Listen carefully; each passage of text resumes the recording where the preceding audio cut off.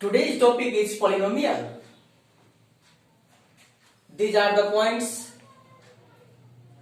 for polynomials: constant, variables, arithmetical operators, algebraic expressions, polynomials, terms, factors, coefficients, power or index or degree, highest power of the polynomial, a standard form of the polynomial, terms of a polynomial, classification of the polynomials, zeros or roots of a polynomial, geometrical meaning of the polynomial, geometrical meaning or graphical representation of the polynomial, division algorithm, relationship between zeros and coefficients of a polynomial, relationship between zeros and coefficients of the polynomial, remainder theorem, factor theorem, factorization of the polynomial, algebraic identities for polynomial, value of a polynomial. In these points, these are the main points for the polynomial. Look here, constant term. Constant. What do you mean by constant? A symbol having fixed value is called constant term. Look here, 2, 3, 4, 5, 0, e. These are the constant terms because the value of pi is constant. The ratio of circumference and diameter of a circle is called pi. So this is a constant term, 2 is constant term, 3 is constant term, means that the symbol having fixed value is called constant. And variables, a symbol having no fixed value means that whose value varies. Look here, circumference of circle means c equal to 2 pi r. Pi 2 pi r means radius of the circle, c circumference of the circle. So r is the radius of the circle and this is a variable because the value of r varies, means change, to change. Vary means change. Look here, vary, vary, vary. Both are different things. Vary means many, vary means to change. Variables means to change. The value of r varies. r का value change होता रहता है, तो जैसे r का value change होगा वैसे ही circumference का वैल्यू भी चेंज हो जाएगा. और लेकिन ये पाई का वैल्यू चेंज नहीं होता. ये 2 और यहाँ जो 2 है एंड पाई, 2 एंड पाई, ये क्या है? ये कांस्टेंट है. जबकि r और c जो है ये वेरिएबल्स है क्योंकि इस दोनों का वैल्यू चेंज होता रहता है. चलिए हम आगे बढ़ते हैं. Polynomials, arithmetic operators. Arithmetic operators, अब अरिथमेटिक ऑपरेटर्स जो बेसिक अरिथमेटिक ऑपरेटर्स है उसको जान लो. बेसिक अरिथमेटिक ऑपरेटर्स जो है वो है plus, minus, multiplication and division. ये बेसिक अरिथमेटिक ऑपरेटर्स है. बस इतना जानने की यहां जरूरत है, लेकिन इतना ही नहीं होता. मॉडुलस ऑपरेटर है, स्टेटिस्टिक्स ग्रेटर देन लेसर, यानी इसमें और सारा मैथमेटिकल ऑपरेटर्स है. लेकिन बेसिक अरिथमेटिक ऑपरेटर्स जो है प्लस यानी addition, subtraction, multiplication and division. There are 4 arithmetic operators, basic mathematic operators. Arithmetical operators जो है ये एडिशन है, सब्ट्रैक्शन है, मल्टीप्लिकेशन एंड डिवीजन है. चलिए यहां तक. अब अलजेब्रिक एक्सप्रेशन जो होता है, अलजेब्रिक एक्सप्रेशन, तो इस सब का यहाँ जो है ये तीनों जब जुट जाता है मिल करके एक अलजेब्रिक एक्सप्रेशन तैयार करता है। अब देखते हैं तो ये combination of variable constant together with arithmetic operators is called algebraic expression. याद रहेगा ना, ये जो कांस्टेंट है समझा दिया मैंने, वेरिएबल समझा दिया मैंने, अरिथमेटिकल ऑपरेटर समझा दिया, और इसी तीनों का जब कॉम्बिनेशन होगा तो यही ना अलजेब्रिक एक्सप्रेशन कहलाएगा। लेकिन अब अलजेब्रिक एक्सप्रेशन जब बन गया तो हर एक अलजेब्रिक एक्सप्रेशन जरूरी नहीं कि वह पोलिनोमियल होगा ही, जरूरी नहीं है। तो पोलिनोमियल कौन होगा? तो इसीलिए हमने क्या किया, देखे एन अलजेब्रिक एक्सप्रेशन, पहले अलजेब्रिक एक्सप्रेशन समझे किसको कहते हैं। N algebraic expression is a collection of constant variable together with arithmetical operator is called algebraic expression. Clear है कि कोई भी अलजेब्रिक एक्सप्रेशन यदि मान लेते हैं यहाँ पर हम 3x + 7, तो ये क्या है? सबसे पहले देखिए ये कांस्टेंट है, वेरिएबल है, अरिथमेटिक ऑपरेटर है, कांस्टेंट है। तो वेरिएबल, कांस्टेंट, अरिथमेटिक ऑपरेटर मिल करके अलजेब्रिक एक्सप्रेशन नहीं बना, बन तो गया। क्या इसमें -3 पावर रहेगा तो भी, ये -3 पावर है तो भी अलजेब्रिक एक्सप्रेशन है, लेकिन ये पोलिनोमियल नहीं है।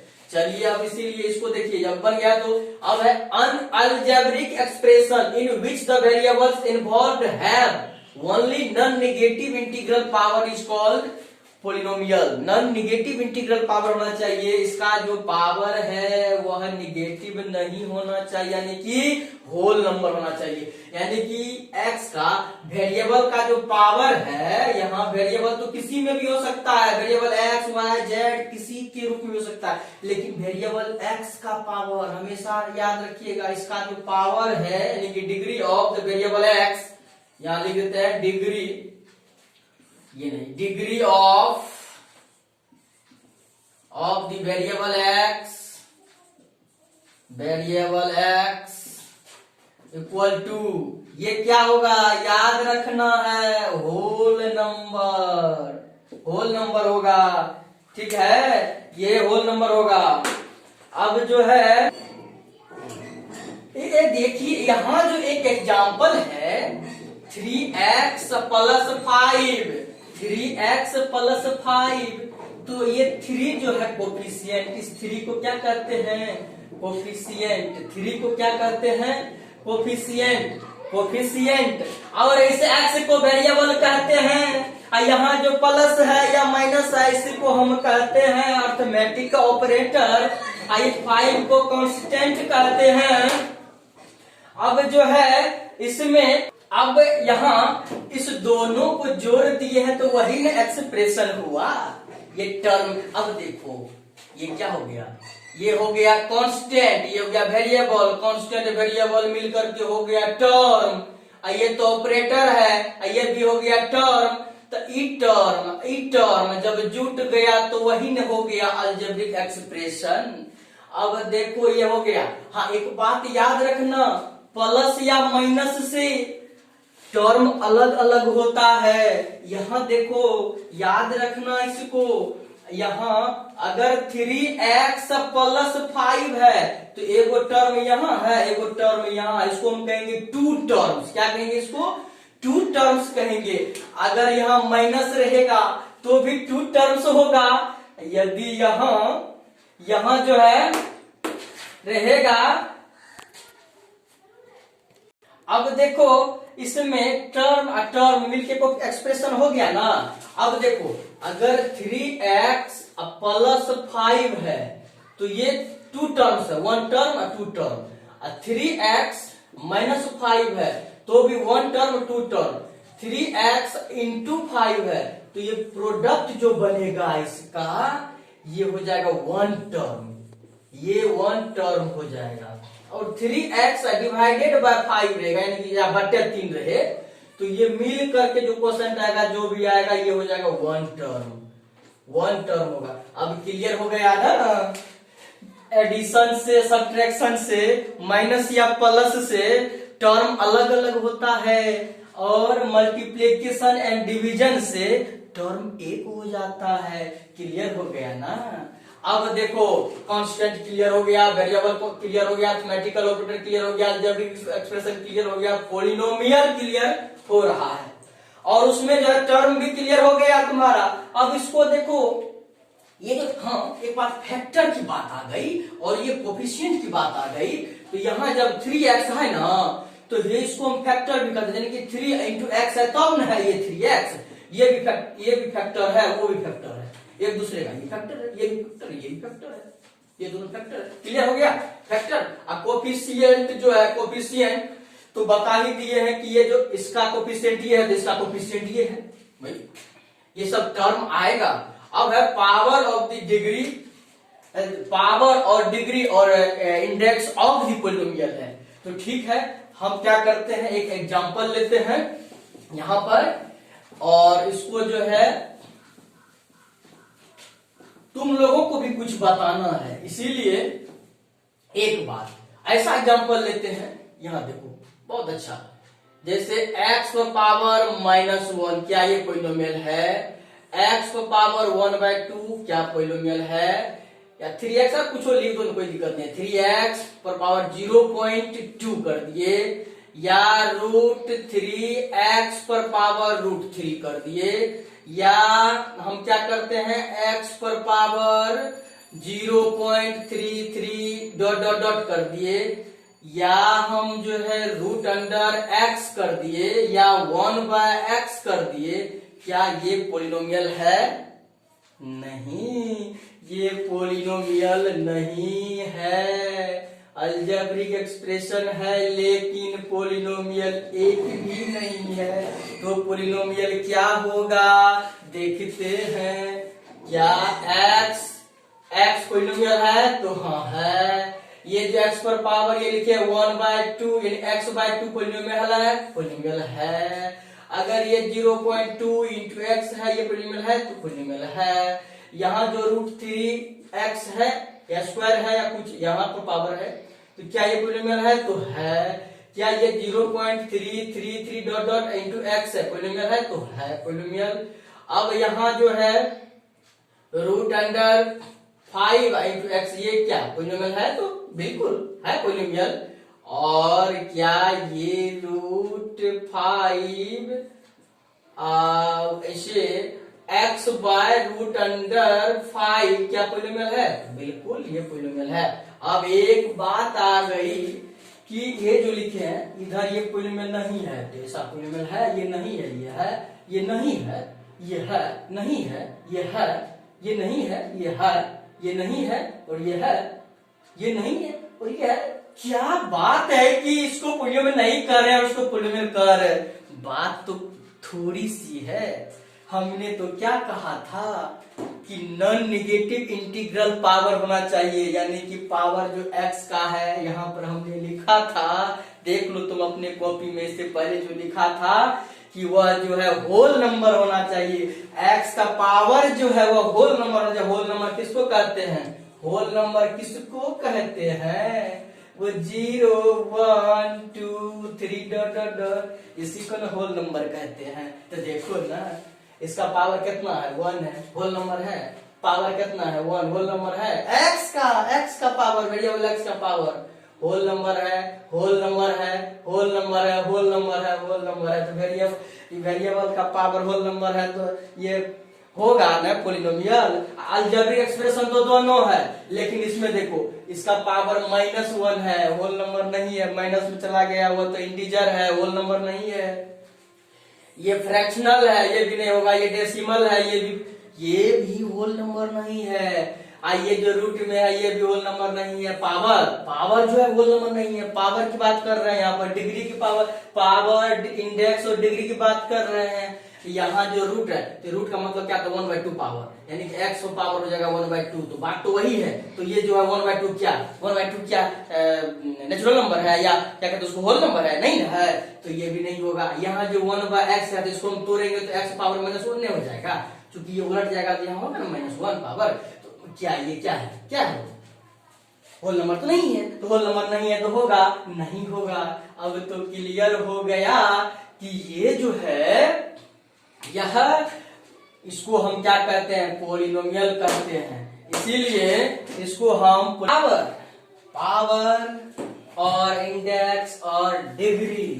अब देखो, अब एक बात है, हाईएस्ट पावर, ये पावर की बात तो कर दिए, अब हाईएस्ट पावर और standard form of the polynomial यहां है। अब standard form of the polynomial इसकी चर्चा करेंगे, फिर जाकर के हम हाईएस्ट पावर की बात करेंगे। तो क्लियर है। अब standard form of the polynomial जो होता है, स्टैंडर्ड फॉर्म किसको कहेंगे, क्योंकि टर्म तो ढेर होता है।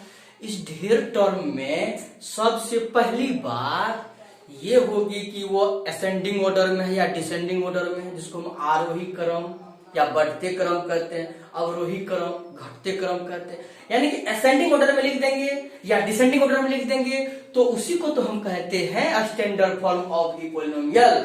लेकिन क्या किसका हम जो असेंडिंग ऑर्डर डिसेंडिंग ऑर्डर करेंगे? हाँ, बात आई ना। तो यही पावर की वो डिग्री जो है घटते क्रम में लिख देंगे। अगर मान लीजिए x टू दी पावर 5 है तो x to the power 4, x cube, x square, x इस तरह से घटते चले गए तो ये हो गया डिसेंडिंग ऑर्डर। अगर बढ़ते गए जैसे x या 5 प्लस x पावर 1 हो गया तो वही x square plus x cube plus x to the power 4 plus x to the power 5 dot dot dot. यानी कि जब बढ़ रहे हैं उसको हम कहेंगे असेंडिंग ऑर्डर। ये पावर की बात करते हैं तो यहाँ standard form of the polynomial है, ये स्टैंडर्ड फॉर्म है।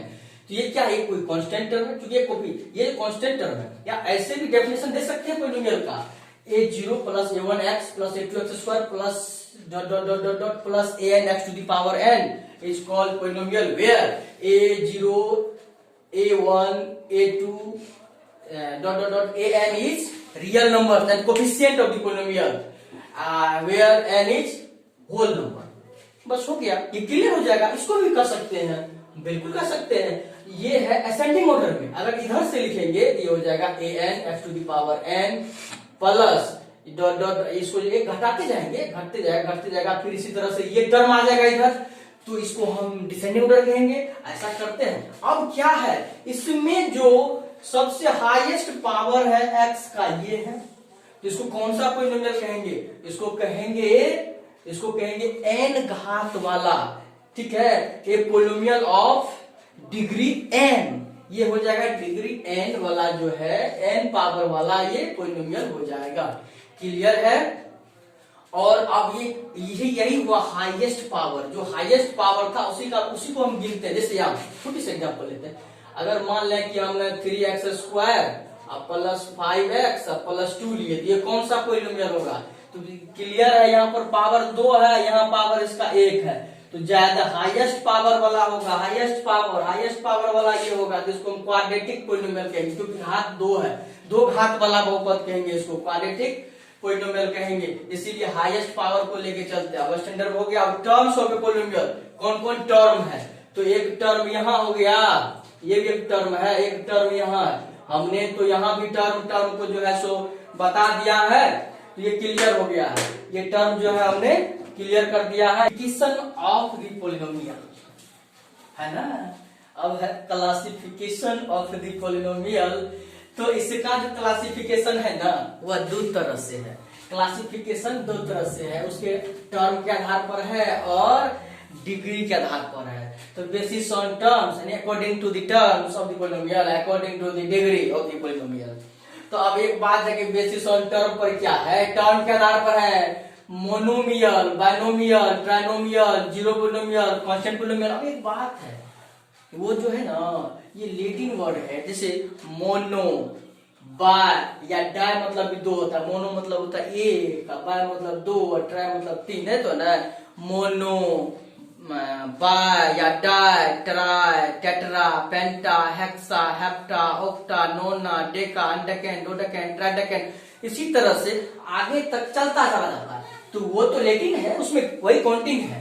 तो मोनोमियल मतलब एक टर्म वाला, एक पोलिनोमियल ऑफ 1 टर्म, इसको ऐसे लिखेंगे ए पोलिनोमियल ऑफ 1 टर्म ना, या ए पोलिनोमियल विद 1 टर्म। एक टर्म वाला, एक पद वाला बहुपद एक पदी बहुपद कहलाता है। हिंदी होता है एक पदी बहुपद। तो एक पद मतलब एक टर्म होगा, एक टर्म वाला।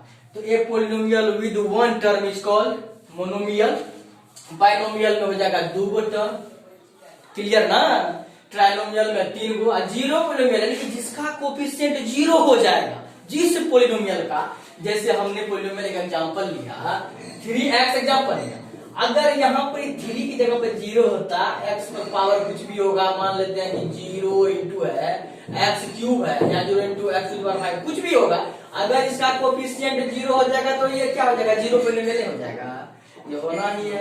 अगर यहाँ पर हम जैसे हम लिखे थे 3x प्लस 9, तो ये 9 कांस्टेंट टर्म है कि नहीं है, तो कांस्टेंट पोलिनोमियल नहीं हो गया। ये तुम्हारे बुक में भी है, तुम अपने पाठ्य पुस्तक में जहां पर कि तुम्हारा लिखा हुआ रहता है पापू, पापू का फुल फॉर्म है पाठ्य पुस्तक, देख लेना तुम्हारा जो पाठ्य पुस्तक है एनसीईआरटी बुक, उस बुक में देख लेना सारा का सब कुछ क्लियर है, उसको भी पढ़ना जरूरी है, देख लेना, एक एक टर्म को देख लेना।